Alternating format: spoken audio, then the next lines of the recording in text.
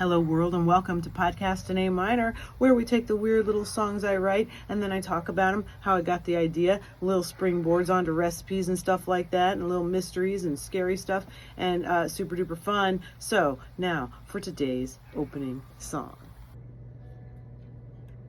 Mother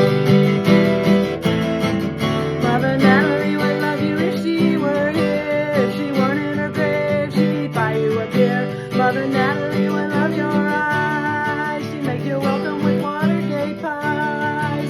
And she'd love the madcap handsome way I said my bye.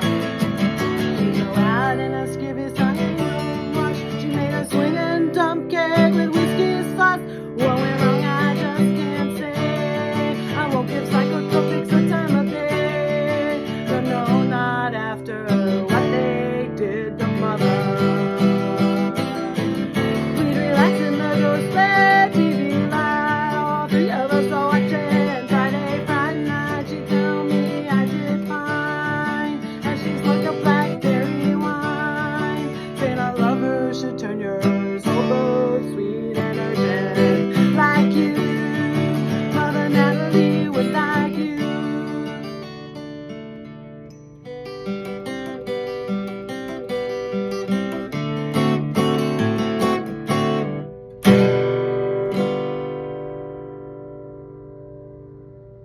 Too sweet and urgent. And welcome to Podcast in A Minor. I'm Amy Zollers, a poet and an artist, and I'm in one of my moods. You just heard Mother Natalie on the Taylor Gemini Mini acoustic guitar. Should we read the lyrics? I don't know if I want to, but let's do it. Mother Natalie would love you if she were here. If she weren't in her grave, she'd buy you a beer. Mother Natalie would love your eyes. She'd make you welcome with Watergate pies, and she'd love the madcap, handsome way you say mother. She went out in her skivvies to hang the wash. She made a swinging dump cake with whiskey sauce. What went wrong, I just can't say. I won't give psychotropics the time of day. No, not after what they did to mother. We'd relax in the ghostly TV light, all three of us watching Friday Fright Night. She'd tell me I did fine, as she slugged the blackberry wine, saying, a lover should turn your soul both sweet and urgent, like you.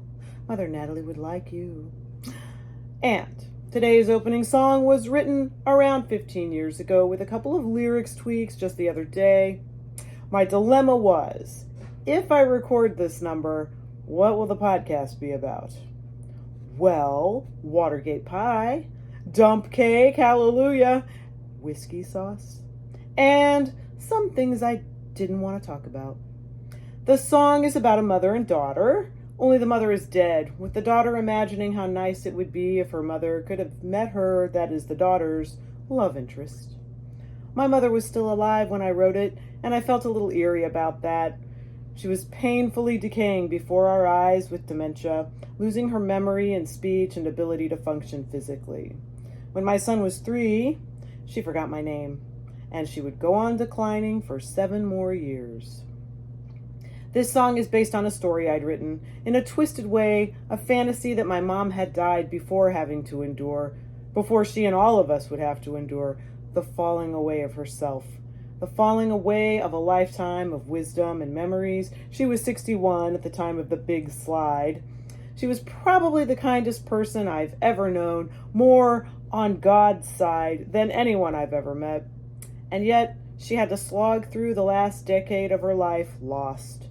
It was such a blow to me that when teaching my son how to pray at night, this was shortly after the events of Goodnight, Mr. Spock, see episode 38 titled Leonard Nimoy Never Heard My Spock Lullaby. So in teaching my son to pray, I just taught him the Lord's Prayer. I felt stunned and abandoned, numb and immobile. Secondary infertility also having popped up at this same time. I don't know how much of my mother was still in there, and I'll never know. Of course, there were little moments of lucidity through clenched teeth, but very few. The song was a story lamenting my mother's lost health and the lost health of my marriage. That is all I've got, no more to say.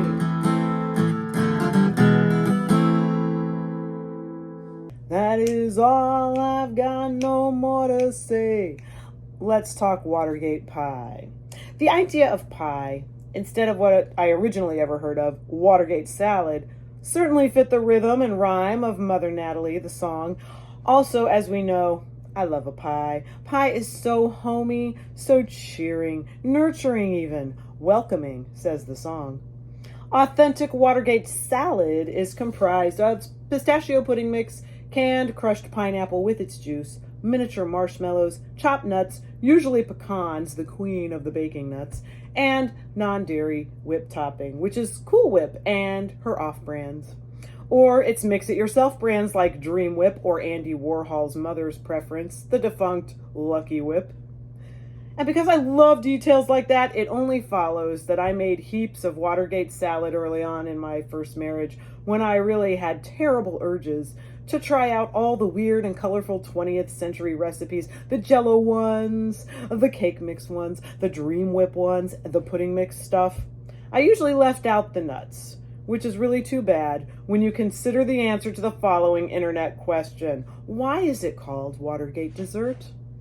According to WAMU reporter Gabe Bullard, the name may be satirical wordplay. An early recipe published by the Hagerstown Daily Mail of Maryland in September 1974, sidebar, the very month and year in which I was born, a month after the resignation of Richard Nixon, credits Christine Hatcher, who gave the cake its name, quote, because of all the nuts that are in it, end quote. Well, God bless that. Here, please have it in a contemporary newspaper article. From Hagerstown, one assumes. And then that popped up, and then that did that, and blah, blah, blah. Attorney Norman I. Broadwater, Democratic candidate for state's attorney in the September 10 primaries, gets a sample of campaign ammunition from Ms. Christine Hatcher during a session of informal politicking. The ammunition? It's called Watergate cake. And it's the newest thing on political and not so political menus. Ms. Hatcher of the bookstore got the recipe from a friend who got it from a friend who got it. I don't know where the recipe originated, she grins, and I don't know why it's called Watergate cake unless it's because of all the nuts that are in it. But the cake, she points out, is the kind that once you've sampled it, you can't stop at just one slice. If you want to serve a little Watergate at your house, here's the recipe. Watergate cake. 1 box white cake mix, 1 box instant pistachio pudding, 3 eggs, 1 cup cooking oil, 1 cup club soda water, 1/2 cup nut meats. Mix the first 5 ingredients in an electric mixer at medium speed for 2 minutes. Fold in the nut meats. Pour into a greased and floured 10-inch tube pan and bake at 350 degrees for 45 to 55 minutes. Frosting: 1 box instant pistachio pudding, 1 envelope Dream Whip, 1.5 cups cold milk. Mix according to directions on Dream Whip box. Spread on cooled cake. There goes my cat. Watergate cake. Watergate cake!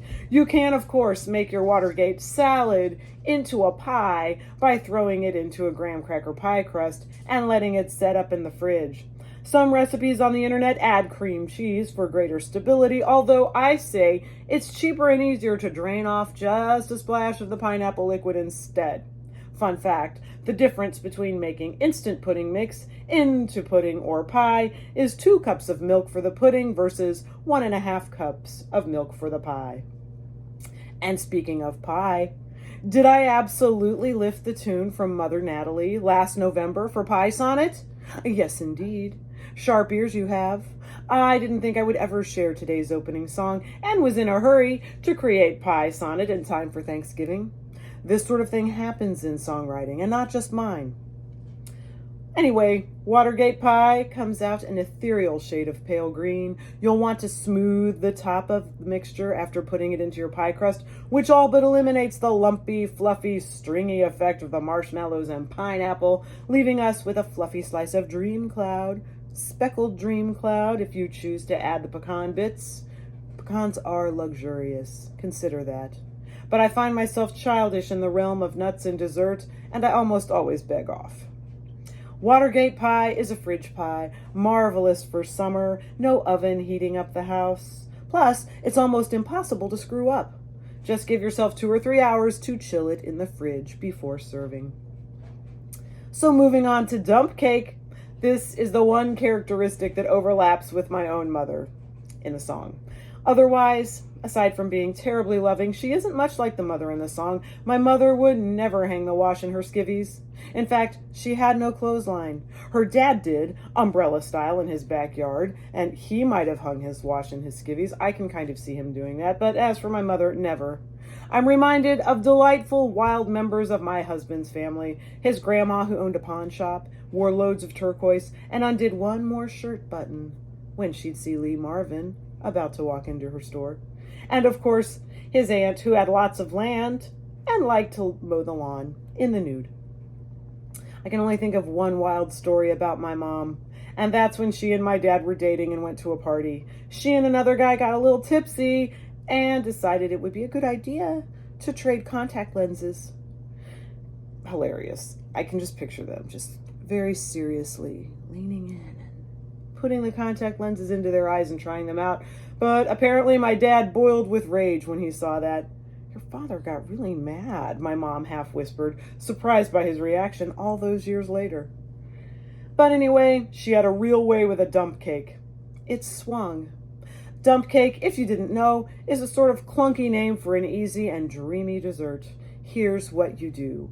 That is, here's what Mom did. You dump a box of yellow cake mix into a 9 by 13 inch baking pan. Throw a stick of butter on top. Maybe you might cut up the butter and kind of sprinkle it around. Then dump a can of cherry pie filling on there, and then you bake it in the oven, 350 degrees, around 45 minutes. My mother's secret to transcendent dump cake was to put real whipped cream on top. This was a big deal in the Cool Whip 80s. She bought a carton of whipping cream, added probably more sugar than most, and whooped it up. That is when I learned around age 12 that, although I will always adore Cool Whip, there is a difference. Note, Mother would not have added whiskey sauce, nor had a swig of blackberry wine. Not her thing. In fact, she might well have said, nope, not after what they did to Mother. And hey, here's another note.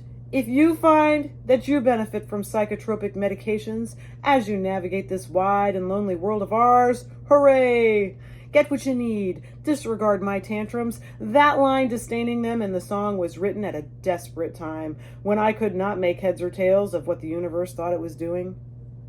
I'm reminded of a long ago, I think it was a long ago rabbi who once, in a similar state, flung his hands to the sky and cried out to God, Master of the universe, what are you doing? Yes, that's what it felt like. Well, there you have it.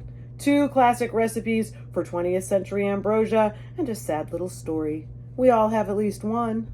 Thank you for listening. See you next time. What was he here? Is that you, kitty?